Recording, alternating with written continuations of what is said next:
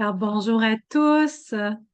Bienvenue pour cette belle présentation du pèlerinage sur les pas de Sainte-Thérèse avec l'abbé Régent Lessard qui est avec nous aujourd'hui.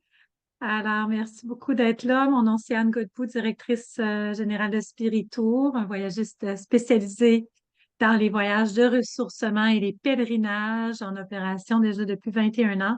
Notre mission est de permettre à des individus de s'arrêter et de faire le point dans leur vie, se ressourcer, favoriser la croissance personnelle et spirituelle dans le cadre d'un voyage et d'approfondir sa foi. Alors, sans plus tarder, on va sauter tout de suite dans la présentation du pèlerinage et de notre accompagnateur spirituel. En fait, l'initiative vient de lui. Je vais lui laisser la parole dans un instant.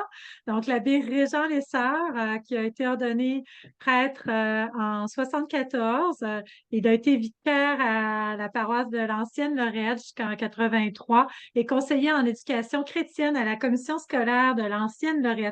Il a été animateur à la pastorale familiale du diocèse de Québec.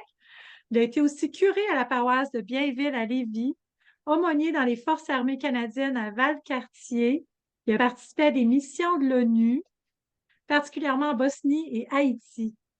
Il a été curé aussi aux paroisses Sainte-Brigitte-Laval, dans le début de l'année 2000 jusqu'à 2014 et Sainte-Thérèse d'Enfant Jésus. Puis depuis 2004, il est recteur du sanctuaire diocésain de Sainte-Thérèse de l'Enfant Jésus. Alors, bonjour, Monsieur l'abbé. Bonjour, chère Anne. Vous allez Alors, bien? oui, ça va très bien. Je suis prêt pour la présentation. Merveilleux. Parlez-nous donc, peut-être avant de présenter l'itinéraire, là, qu'est-ce qui vous a motivé à organiser ce pèlerinage qui était votre initiative, là?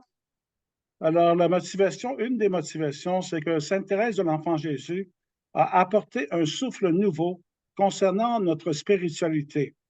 Autant avant, c'était des devoirs accomplis, il fallait faire ci, il fallait ça. Mais voilà que Sainte Thérèse apporte plutôt une dose d'espérance et une dose d'amour miséricordieux. C'est que le Père nous accueille au-delà de nos fautes. Et de marcher sur les pas de Sainte Thérèse, c'est de prendre le temps de se ressourcer. Qu'est-ce qui a alimenté sa vie spirituelle dans ses écrits, que ce soit au Carmel ou ce qu'elle a vécu, et ainsi de suite. Merveilleux. Merci beaucoup. Et je pense qu'il y avait été question aussi des reliques. Pouvez-vous nous en parler ou vous allez en parler plus tard dans l'itinéraire? Alors, oui, de fait, nous allons recevoir le grand reliquaire de Sainte Thérèse ici au sanctuaire du début, pendant la période du mois de mai. Alors, c'est le 100e anniversaire de la canonisation de Sainte Thérèse qui a eu lieu en 1925, donc 100 ans cette année. Et aussi, le 17 de mai 2025, ce sera le 100e de la paroisse de Sainte Thérèse qui fut la première, non seulement au Québec, non seulement au Canada, mais la première paroisse en Amérique du Nord portant le nom de Sainte Thérèse de l'Enfant Jésus. Et ce 17 de mai, lorsque les gens étaient rassemblés à Rome, ici avait eu lieu la première pelletée de terre.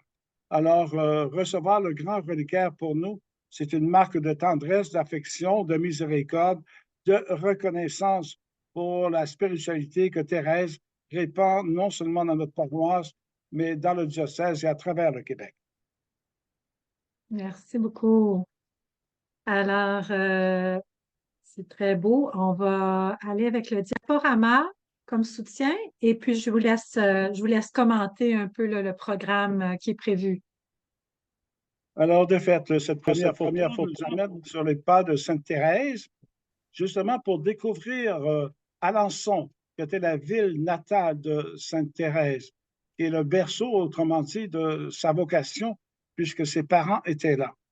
Nous allons y revenir et en gros, nous allons arrêter à la cathédrale de Chartres, qui est un joyeux du patrimoine, Nevers avec Sainte-Bernadette, où repose son corps, Paris avec Notre-Dame, qui est nouvellement renouvelée, et la basilique Notre-Dame de Victoire, où Monsieur et Madame Martin, Monsieur Martin allait là régulièrement. Alors, c'est ce voyage spirituel que nous allons entreprendre maintenant. Alors, le jour 1, de fait, nous allons partir de Montréal. Le départ est prévu à 21h30. et nous allons arriver sur Paris le 2 juin vers 10h20. De là-dessus, après avoir récupéré des bagages, nous allons prendre l'autocar pour se rendre directement à Alençon. Maintenant, c'est qu'en cours de route, nous allons nous arrêter pour prendre un goûter, si je puis dire, puisque la route, il y aura 4 heures et au moins 4h30 de route entre CDG et Alençon, tout simplement. Et nous arrivons sur la fin de l'après-midi à Alençon et on va prendre le temps de s'installer. Et déjà là, nous aurons une première messe en la chapelle de Sainte-Thérèse dans la maison d'accueil de Louis et Zélie, et suivi après du souper et un bon repas. Vers le jour 3 maintenant, nous sommes à Alençon. Le matin, nous allons visiter la maison de la famille Martin.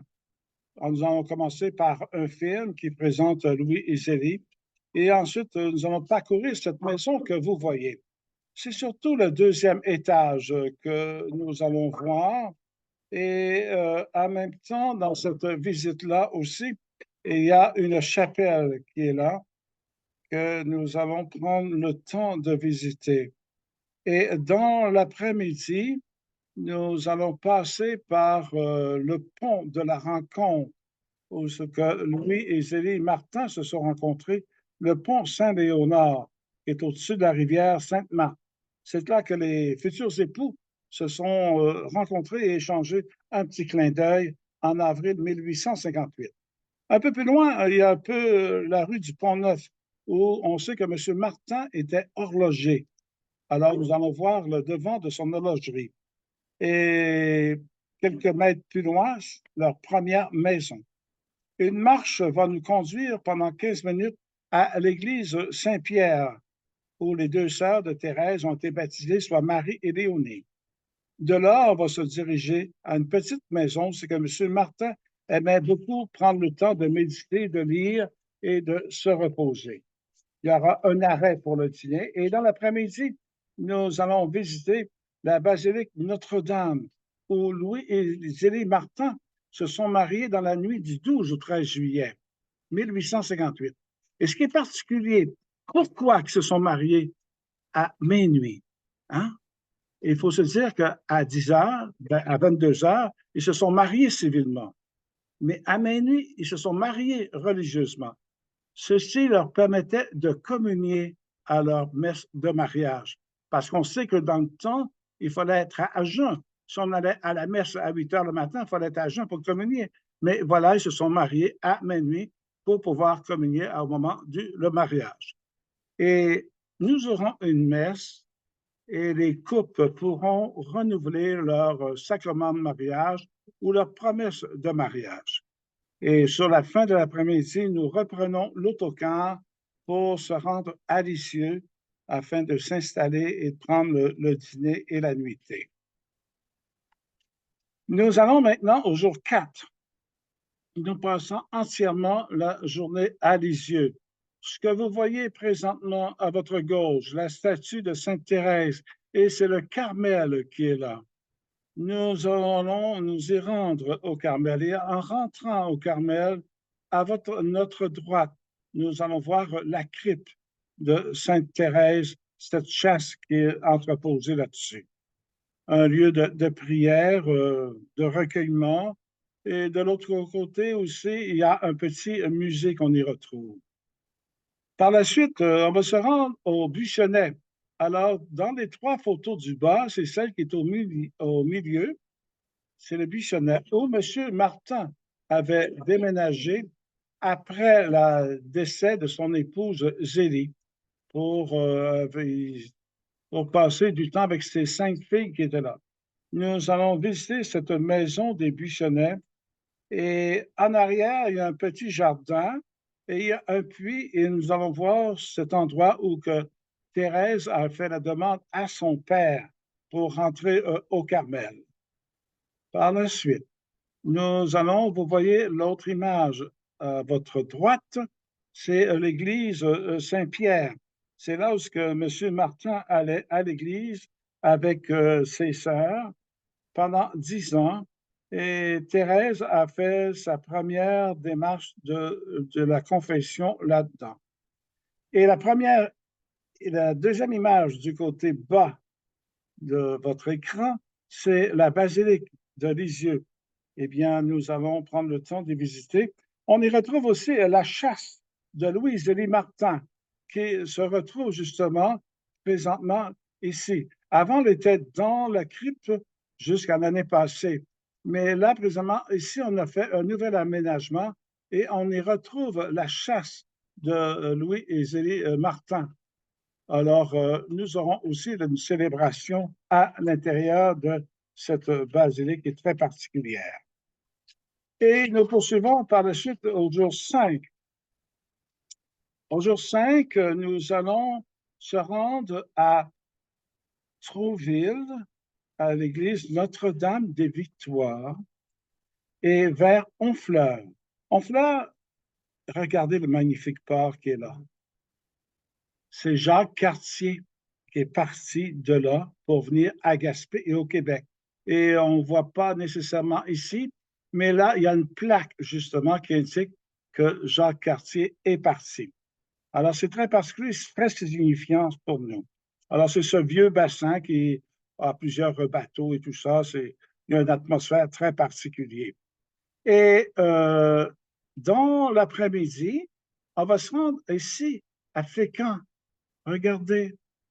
Alors, il y a quelque chose de particulier à Fécamp. C'est le palais bénédictine. Et il y a une liqueur qui a été fabriquée particulièrement en les années 1500 et qui a un goût particulier. Alors, cette liqueur ne se vend que présentement. Au Québec, au Canada, on va acheter à la Régie des alcools une liqueur bénédictine. Et il y a 3 sortes de liqueurs qu'on peut acheter qui portent la marque bénédictine.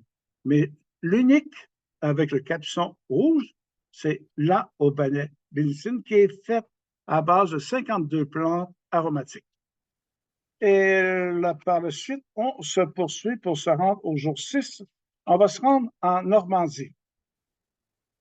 Normandie qui est une terre de souffrance, une terre où plusieurs Canadiens, Québécois, Beaucerons, Lévisiens, qui sont décédés au nom de notre pays.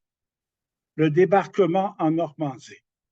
On va prendre le temps de circuler là-dessus et vous allez voir encore de ces barges qui sont ici et qui ont été en 1944-45 et qu'on peut voir tout simplement.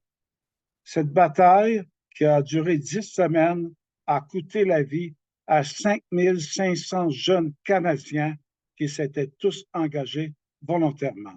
Quelque chose, ça. Et on va s'arrêter au centre Juno, qui a été ouvert en 2023 pour les vétérans et leurs familles. C'est le seul musée qu'on retrouve en Normandie. Et on va se rendre à Caen pour le souper et la nuitée. On s'en va au jour numéro 7 présentement, à Caen et au Mont-Saint-Michel.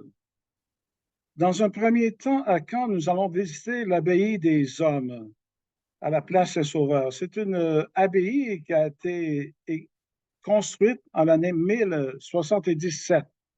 Et à l'intérieur, le chœur abrite le tombeau de Guillaume le Conquérant, qui a été le duc de Normandie et le roi d'Angleterre.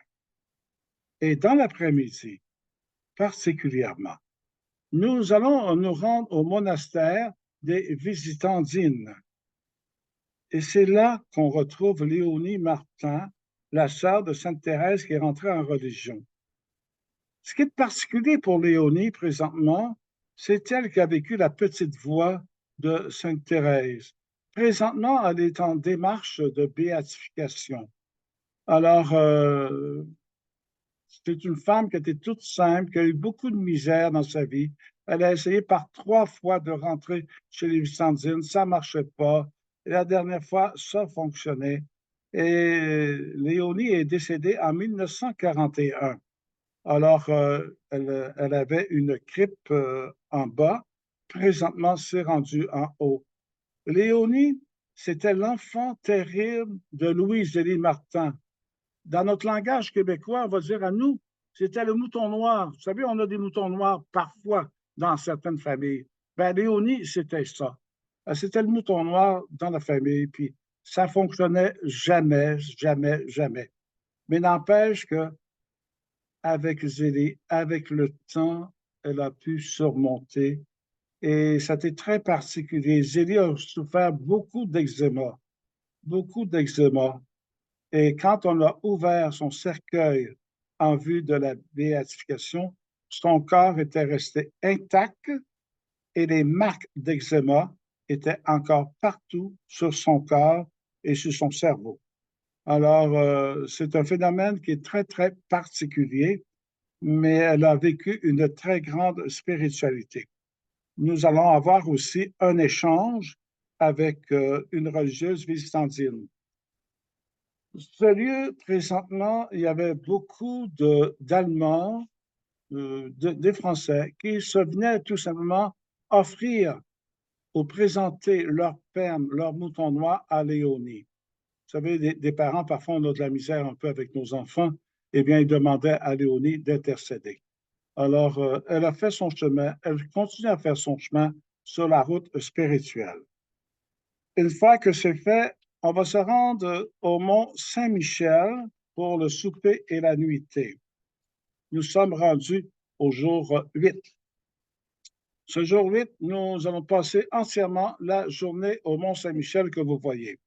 Avant, on pouvait s'y rendre directement au pied ici, mais depuis quelques années, on a fait, si je peux dire, un genre de traverse et les autocars doivent rester ici et on prend un autre autocar pour s'y rendre au Mont-Saint-Michel.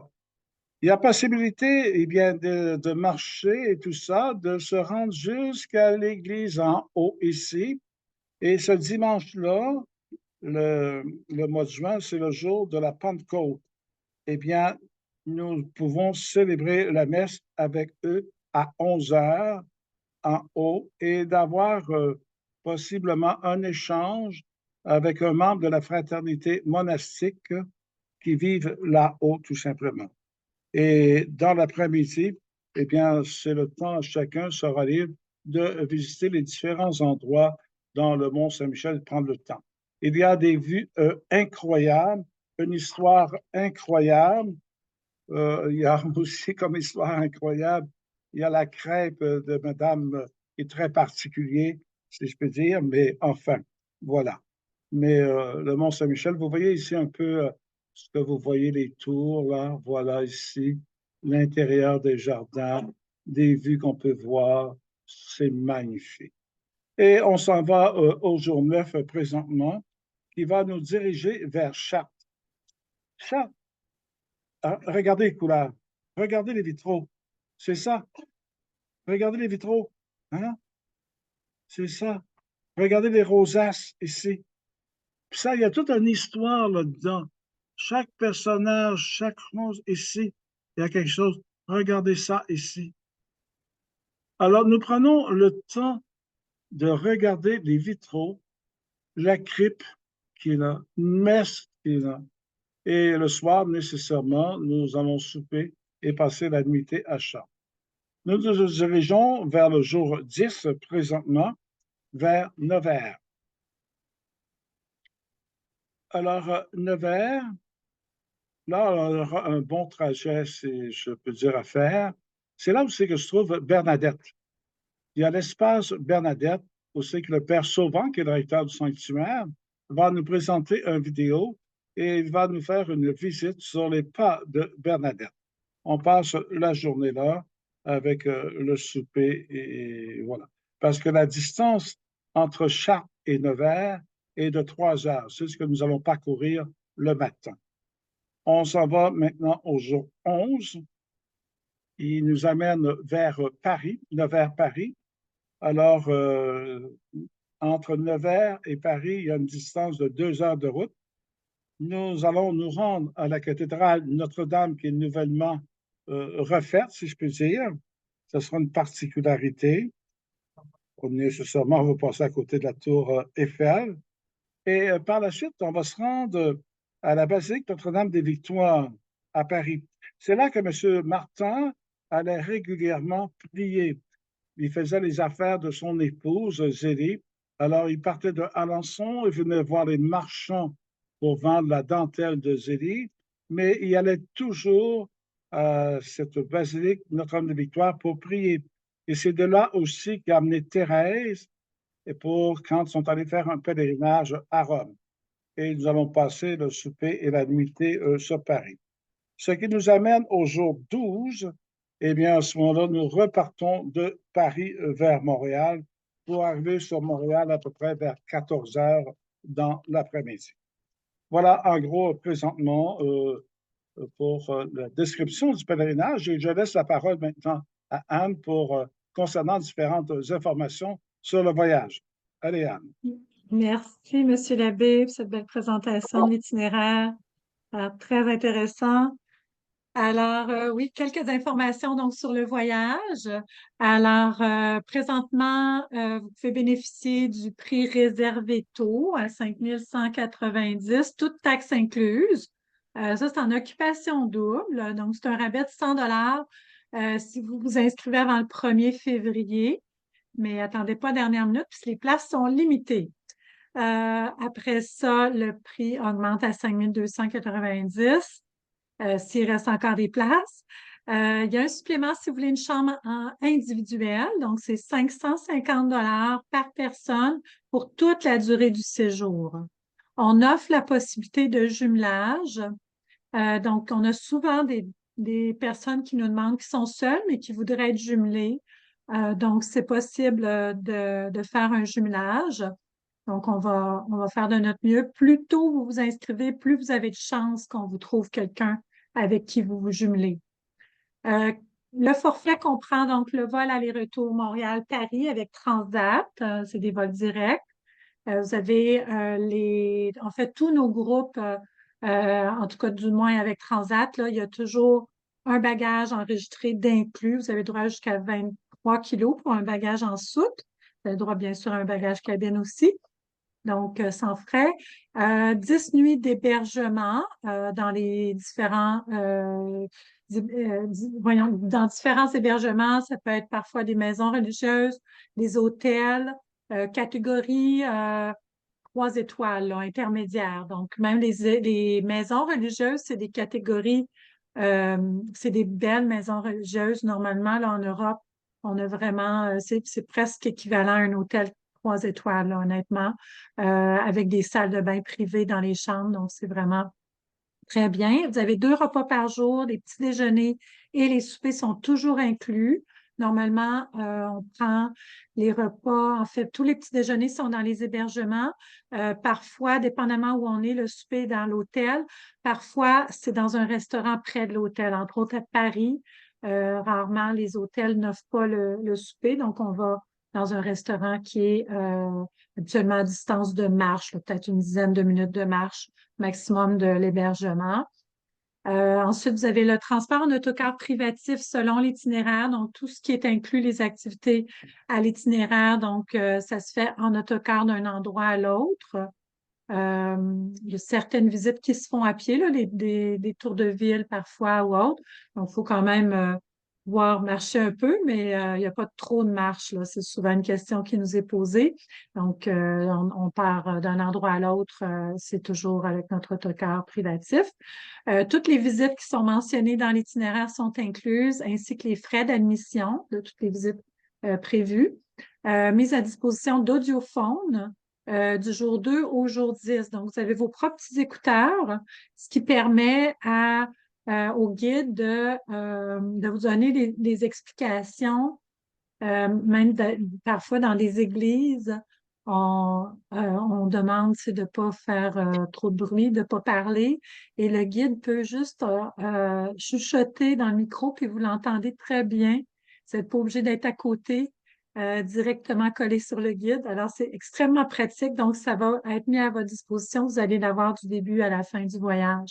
Alors, c'est très pratique. On appelle ça les whisper sets parce que le guide n'est pas obligé de parler fort. Offrande pour les visites effectuées par des bénévoles à l'église au sanctuaire d'Alençon, de Lisieux et de Nevers. Ça, c'est inclus. Un accompagnateur local francophone. Donc, là-bas, à Paris, quand vous arrivez, vous allez avoir un accompagnateur avec vous du début à la fin du séjour et votre animateur spirituel, l'abbé Régent Lessard. Toutes les taxes sont incluses aussi. Le forfait ne comprend pas les repas non mentionnés, donc on parle des repas du midi. Il devrait prévoir un petit budget pour ça. La manutention des bagages aux hébergements, donc c'est à vous de transporter votre bagage. Donc, on vous recommande fortement d'avoir un bagage avec des roulettes ou un bagage qui est, en tout cas, qui est pas trop lourd, là, pour pouvoir le transporter vous-même. Les boissons au repas, donc si vous voulez un petit verre de vin ou une boisson gazeuse, ça, c'est à vos frais. Bien sûr, pour les petits déjeuners, thé, café, c'est inclus. Les assurances voyage, donc on vous recommande fortement d'avoir des assurances. Nous, on peut vous offrir des assurances avec la Croix-Bleue. Donc, vérifiez si vous êtes assuré. Il faut au minimum avoir une assurance soins médicaux d'urgence. Si jamais vous tombez malade ou vous avez un accident pendant le voyage, c'est vraiment important d'avoir au minimum une assurance médico-hospitalière. On peut vous faire une soumission gratuitement si vous n'en avez pas. Ça nous fera plaisir. Vous allez voir, les tarifs sont très raisonnables là, pour cette assurance-là. Il y a l'assurance annulation qu'on vous recommande fortement. C'est pas obligatoire, mais on vous le recommande parce que c'est quand même un investissement, un voyage de ce prix-là. Et nous, on doit payer nos fournisseurs d'avance. Donc, le dépôt au moment de la réservation de votre place, ce n'est pas remboursable. Et le voyage à 60 jours du départ n'est plus remboursable parce qu'on doit payer les billets d'avion, les hôtels, on doit tout payer d'avance et ils ont des conditions très strictes en cas d'annulation, ce n'est pas remboursable. Donc c'est pour ça qu'on vous recommande fortement d'avoir une assurance parce que si jamais vous tombez malade ou vous aviez un accident avant de partir ou votre médecin vous disait que vous avez pas vous avez plus la santé pour voyager ou que vous auriez de la mortalité dans la famille puis que vous devez annuler le voyage, bien là, la compagnie d'assurance va vous rembourser entièrement votre voyage. Alors, on recommande fortement d'avoir ça. Et normalement, ça vient avec une assurance interruption de voyage. Donc, si jamais pendant le voyage, il y arrivait une maladie grave d'un proche ou un décès dans votre famille, vous pourriez revenir d'urgence, interrompre votre voyage, revenir d'urgence et les frais pour le retour ainsi que un remboursement de la partie non utilisée de votre voyage va vous être donné par la compagnie d'assurance. C'est couvert. Donc, ça, on le recommande aussi. Et finalement, il y a l'assurance bagage en cas de vol ou perte de bagage. Avec la Croix-Bleue, vous êtes assuré jusqu'à 1 500 $ et on le recommande aussi. Donc, il y a des forfaits, en fait, avec la Croix-Bleue. Vous pouvez prendre le forfait plus. Et ça comprend toutes ces assurances-là. C'est possible aussi d'avoir un forfait plus sans soins médicaux d'urgence. Admettons que vous aviez déjà cette assurance-là. Donc, vous pouvez nous appeler, on va vous conseiller, on va vous faire une soumission gratuitement. Et puis, vous pourrez voir là, pardon, si ça vous convient. Les pourboires et dépenses personnelles, donc, outre les offrandes pour certaines visites qui sont mentionnées, il faut prévoir des offrandes pour les messes, les communautés rencontrées, les intervenants extérieurs, puis des pourboires pour les guides, les chauffeurs, et puis pour les femmes de chambre là, dans les hébergements. Donc, prévoir en fait, on dit prévoir 12 € par jour. C'est quand même très raisonnable. Normalement, ça couvre tout. On va vous remettre un peu les normes internationales là, pour savoir un petit peu combien donner à chacun. Vous allez voir, c'est très simple. On a toujours une rencontre pré-départ à environ 3 semaines avant de partir où on va vous donner toute cette information-là. Vous avez même une liste quoi apporter. Vous allez avoir toutes ces informations-là à la rencontre pré-départ. Et finalement, le fonds d'indemnisation des clients des agents de voyage. Donc, c'est vraiment unique au Québec. C'est avec l'Office de protection du consommateur. Présentement, c'est gratuit parce qu'ils ont comme dépassé le plafond. Ils ont atteint un plafond et donc, c'est devenu gratuit. Ça se pourrait que l'OPC, si j'imagine il y a un plancher aussi, là, s'ils n'ont plus de fonds, il va falloir qu'ils refassent le fonds qui redemande des contributions aux clients des agents de voyage. Le plus cher que ça peut coûter, c'est 3,50 $ par tranche de 1 000 $ du coût du voyage. donc 0,35 mais avant que le fonds s'arrête pour devenir gratuit, c'est pas arrêté, ça continue, mais c'est devenu gratuit, c'était 1 $ par tranche de 1000. Donc, c'est vraiment très raisonnable, c'est une bonne protection financière. Ça vous couvre si jamais il y avait une catastrophe naturelle, une pandémie, du terrorisme ou quoi que ce soit qui ferait en sorte qu'il y aurait un avis d'éviter tout voyage non essentiel dans le pays visité ou un avis d'éviter tout voyage non essentiel hors du Canada, comme c'est arrivé pendant la pandémie. À ce moment-là, eux vont vous rembourser la partie qu'on serait pas capable de vous rembourser, ben, eux vous le remboursent. Ça ne remplace pas une assurance annulation. C'est deux choses différentes. Si vous êtes malade, vous ne serez pas remboursé par le fonds. Donc, ça prend aussi une assurance annulation idéalement. Mais voilà, le fonds est une belle protection, puis c'est gratuit, alors c'est merveilleux. Puis vous l'avez automatiquement quand vous inscrivez un voyage là, avec une agence de voyage. D'autres informations sur le voyage, date limite d'inscription, ben, c'est le 1er avril, mais attendez pas jusque-là. Si vous voulez bénéficier, entre autres, du rabais réservé tôt et être sûr d'avoir une place. Pour vous inscrire, vous pouvez le faire via notre site Internet. N'hésitez pas à nous contacter si vous avez besoin d'assistance pour votre inscription. On pourra le faire avec vous. Vous pouvez aussi télécharger, remplir le formulaire PDF qui est sur le site web ou nous appeler pour qu'on vous l'envoie par courriel et puis l'envoyer avec votre dépôt de 750 par chèque, si vous préférez payer de cette façon-là. Bon, c'est sûr, le Post Canada, ben, en tout cas, c'est supposé reprendre, là, on espère là, que tout va bien aller. Présentement, c'était pas la meilleure méthode pour vous inscrire, mais c'est possible aussi de venir nous voir dans nos bureaux, payer par chèque ou comptant. Vous avez un rabais supplémentaire de 50 $ si vous utilisez cette méthode de paiement. Sinon, donc, par carte de crédit ou par virement Interac, c'est accepté aussi. Là, juste à nous contacter si vous avez besoin de plus de détails. Donc, nombre de participants, on prévoit 25 à 31. 31, c'est le maximum de places disponibles. Alors, ne tardez pas pour vous inscrire. Tous les voyageurs canadiens qui se rendent en France doivent être en possession d'un passeport qui est valide au minimum 3 mois après la date de retour du voyage. Alors, si vous avez besoin de plus d'informations, vous pouvez contacter notre coordonnatrice, Shaina Solange, qui est responsable du dossier. Ça lui fera plaisir là, de répondre à vos questions. Mais entre-temps, on peut aussi répondre directement à vos questions live si vous le souhaitez. Donc, je vois qu'il y a déjà des questions dans le Q&A, questions et réponses. On va y répondre dans un instant. Donc, vous pouvez utiliser ça pour poser vos questions. Si vous voyez dans le menu en bas ou dépendamment de l'appareil que vous utilisez, ça peut être en haut aussi de l'écran.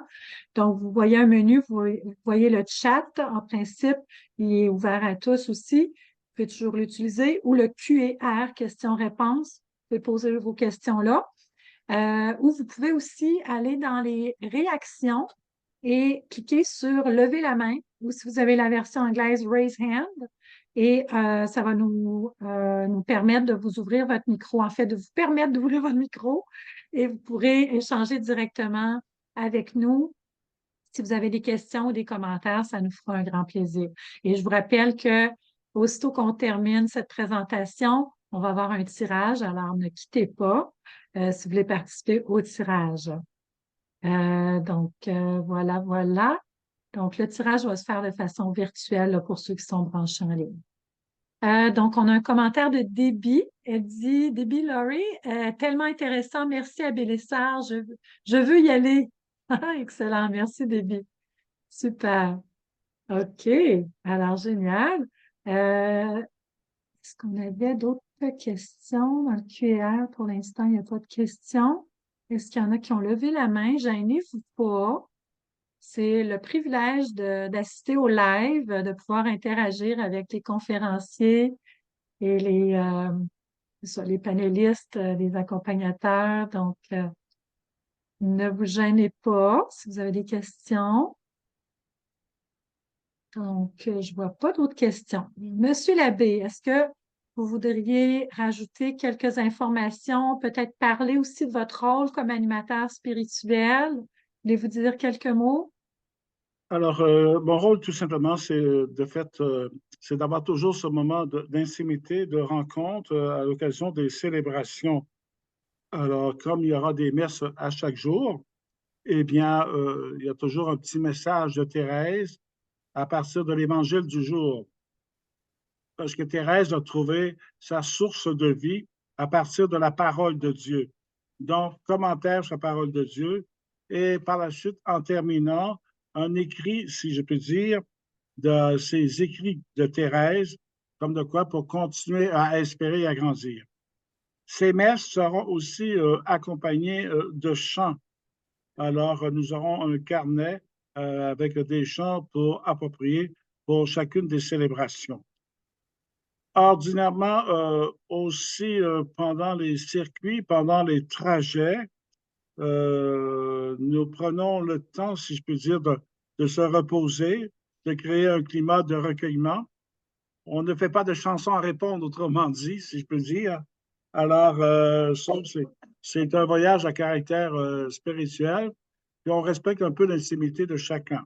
Chacun est libre de venir aux célébrations, au moment de prière, mais bon, on respecte ça, chacun l'un ou l'autre comme il désire. Alors, moi, c'est un peu comme présidence, puis si l'un ou l'autre désire un conseil, une rencontre ou une confession, ben, je demeure disponible à ce moment-là. En gros. Eh Voilà. bien, merci, Monsieur l'abbé. Excellent. Alors, je vois pas d'autres questions, ni de main levée. Donc, parfait. Ben, en tout cas, c'est un beau pèlerinage. C'est vraiment très inspirant, Monsieur l'abbé. Un bel itinéraire à parcourir. Je Merci. pense que ça a été fait sur mesure pour vous, selon vos demandes. Alors, on espère que les pèlerins pourront bien profiter là, de ces beaux moments, cette belle découverte, voilà, avec un bel esprit de fraternité parmi tous les C'est ça. participants, les pèlerins. Oui, voilà, c'est ce qu'on essaie d'encourager toujours, là. Voilà, alors très bien. Ben, écoutez, merci beaucoup. Voulez-vous qu'on conclue peut-être, voulez-vous bénir tous ceux qui sont là ou faire une petite prière pour conclure? Je vous prends le cours, Pouvez-vous là. pouvez-vous reprendre? Je n'ai pas saisi. Ou un petit mot de la fin. Je veux juste vous donner le mot de la fin avant qu'on passe à Ah notre oui, oui. tirage, si vous avez le goût. Alors, tout simplement, je pense que peu importe qui nous sommes, peu importe l'endroit où nous sommes, c'est que nous sommes en préparation pour la fête de la Nativité et on a nos façons de se préparer. La fête de la Nativité, oui, ce sont des réjouissances familiales.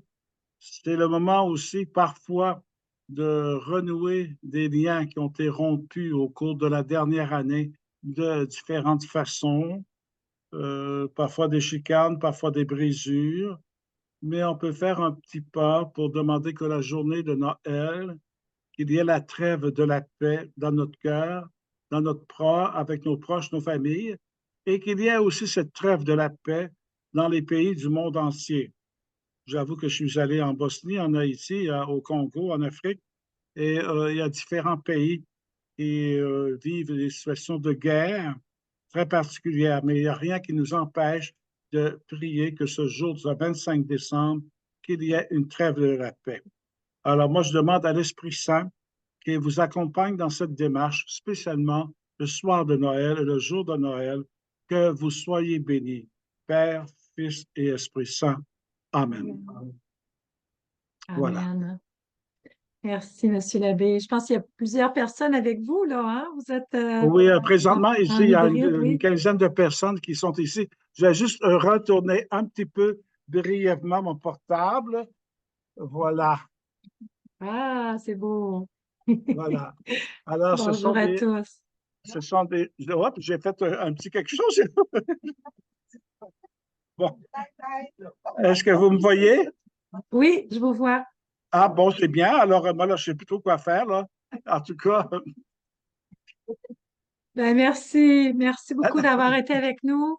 oui, Merci à parfait. tous les pèlerins qui sont là. On avait beaucoup de monde inscrit aujourd'hui, peu Peu se sont Ici, connectés, mais il y en a beaucoup qui attendent les rediffusions. On avait une cinquantaine de personnes inscrites là, pour la parfait. journée, journée porte ouverte.